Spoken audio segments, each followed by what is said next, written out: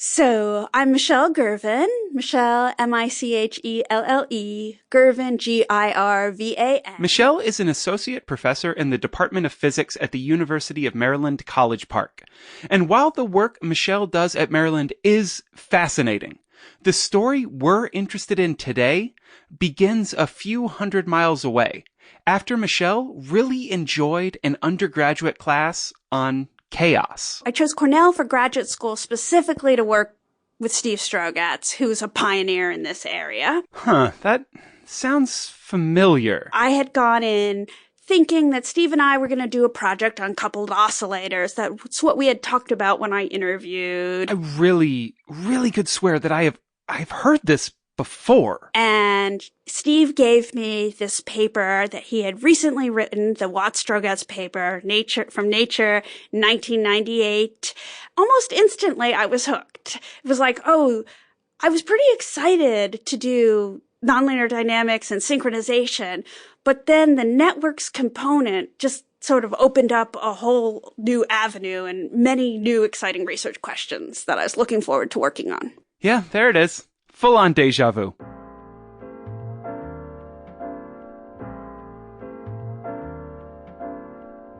This is Relatively Prime, inspiration in the mathematical domain. I am Samuel Hansen.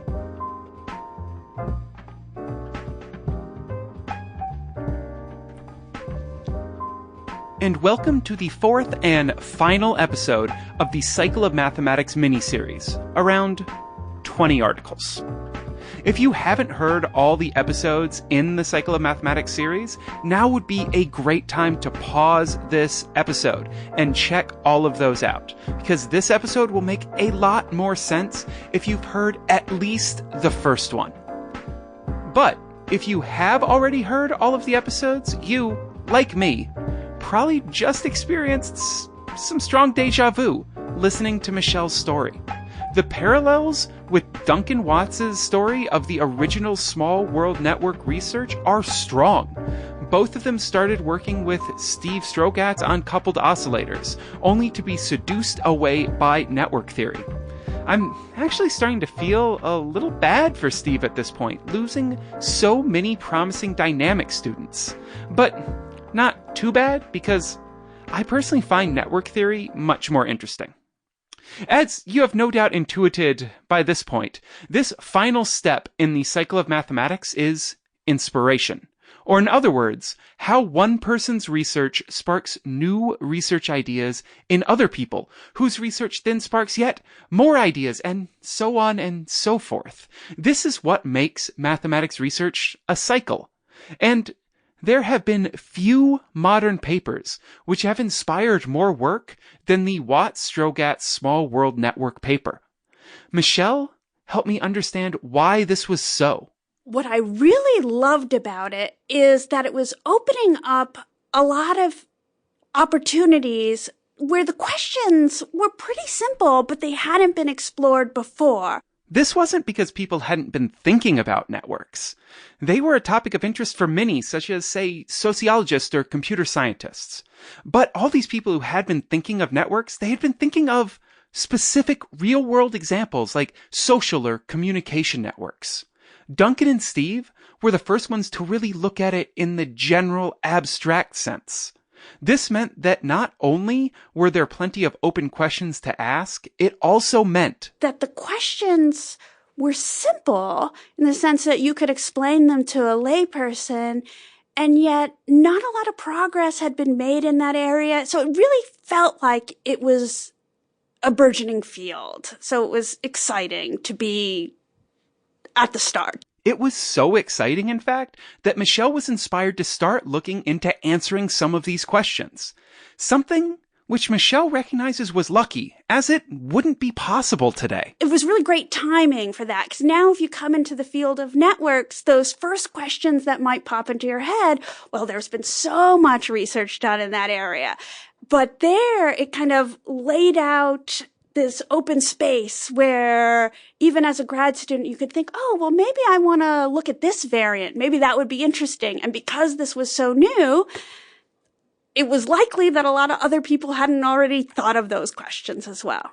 It's important to know that the year after the Watt-Strogatz paper was published, Albert Laszlo Barabasi and Rekha Albert published a second network theory paper called The Emergence of Scaling in Random Networks in the journal Science. Like the Watt-Strogatz paper, this paper helped create the very foundation of network theory as a science. My motivation, thinking about these two initial seminal papers in the field of network science, and, I was doing this in the early 2000s, so they weren't yet the seminal papers, but it was kind of clear they were going in that direction. I was thinking, okay, well, these papers captured some essential features. What have they not captured? And so that was the start of the work that I did with Mark Newman on finding community structure. And they were able to find it. We focused on this property of community structure. That's the property where there are groups of nodes in a network that are strongly connected. So within groups, you have a high density of connections, and between groups, connections are relatively less dense. They ended up using this community structure idea to study all sorts of networks, from karate clubs to food webs. And this wasn't the end of the inspiration Michelle found in Duncan and Steve's paper either. I've written, probably 20 articles that have cited the Watt-Strogatz paper. Maybe, I would say that's ballpark the right number. And even though there has now been so much research done in network theory, it can still be a ripe area for the young researcher. In particular, Michelle helps run a program called TREND, Training and Research Experiences in Nonlinear Dynamics, for undergraduate students with Ed Ott and Tom Attinson, also from the University of Maryland. A few summers back, an interesting question arose. And we were interested in modeling the growth of neural networks. Neural networks have been an important topic in network theory since the very beginning. Literally. Steve and Duncan used the neural network of the C. elegans nematode in their original paper. But when they did, they were looking at a fixed network, while at Trend, they were interested in how the small world structure is affected by growth. The Watt-Strogatz model is just looking at a set of nodes and the pattern of connections, but you start with that number of nodes and you look at that number of connections.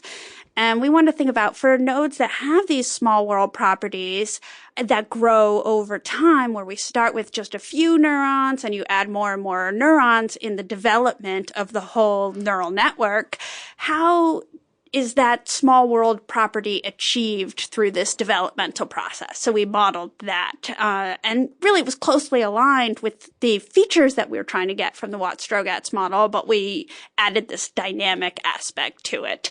I want to pause here for a bit and really think about all of this. Duncan Watts and Steve Strogatz wrote a paper in 1998 based off of their research. A couple of years later, Michelle reads a copy of this paper and decides to do some related research. Then, more than a decade later, Michelle guides undergraduates doing yet more research, this time inspired by both the work done by Duncan and Steve as well as Michelle's own work. I find this to be such an amazing process. Cool mathematics leading to more cool mathematics, leading to more cool mathematics over and over and over again forever. We might never get a perpetual motion machine, but we do seem to have a perpetual mathematics machine, as well as a perpetual physics and biology and anthropology and computer science machines, among many others. Of course, for any of these machines to work, they do need that initial fuel of foundational papers. Papers which, Michelle told me, do something rather important. I think that's how these initial papers spread into lots of new research. They cause other researchers to ask the question, okay, they got some essential feature, but what have they not captured that I might add and study in these systems? Even though Michelle spoke so eloquently about inspiration derived from Duncan and Steve's work, I still couldn't shake the idea that it could all be an elaborate ruse created to indulge Steve Strogatz. Did you just cite the Watt-Strogatz paper to make Steve happy? Oh, no, not at all. Not at all. And in fact, what's interesting is this is not Steve's main work, right? Yeah. I associate it with the two of them, but not with Steve uniquely. So I feel like, well, if I was really citing something just to make Steve happy, I would cite, more of the synchronization stuff. I'm glad to hear that it was legitimate inspiration and not a decades-long lie. But even if it had been a giant deception, the work has been so good, I don't actually think I would have minded that much. Huh.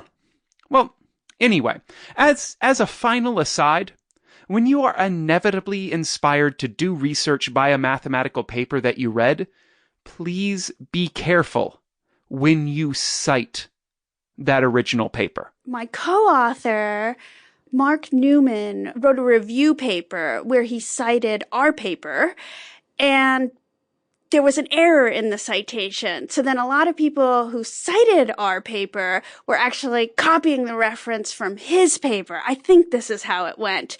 Because for a while, if you looked up the citation metrics, I would have two papers cited, and they were the same paper, but one was the mistyped reference, so people citing it secondhand, and one was people citing it directly.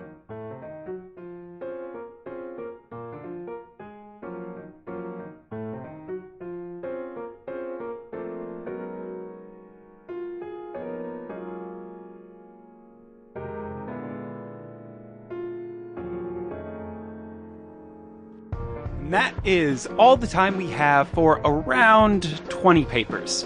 The fourth and final episode of the Relatively Prime miniseries, Cycle of Mathematics. I want to thank Michelle Gervin for agreeing to an interview and then agreeing to start all over again after it turned out that I forgot to press record for the first 20 minutes or so. I also want to thank Arcee and Locoflop for the music you heard in this episode. You can find more of their music over at SoundCloud or on the show page for this episode on relprime.com. But most of all, I want to thank all of my patrons on Patreon. Without y'all, this show would not and could not exist. Thank you. Thank you so much. I cannot possibly thank you enough. If you want to join them and support the show and get some thanks from me, you can head on over to patreon.com/relprime or relprime.com/support. If you support the show at the bonus feed or above level, you will get access to some very interesting thoughts Michelle has on research that I was not able to fit into this episode. Also, keep an eye on this feed for a special live bonus episode from MathsJam 2018. It is a weird one, but I really think y'all are going to dig it. If you have any feedback for me, please send an email to samuel@acmescience.com. That really is my personal email address. And if you have any story ideas, please let me know. I would love to hear them. Finally, Relatively Prime is created under a Creative Commons Attribution Share-alike license. So, please feel free to use it however you want to. Really, make something cool with it. I would love to see what you can come up with. But in the end, just make sure that you say you got that awesome sound clip from Relatively Prime. And that's just about it here. I'm just about to run out of music. So, thank you so much for listening. And, as always, have a matherific month, y'all. Goodbye.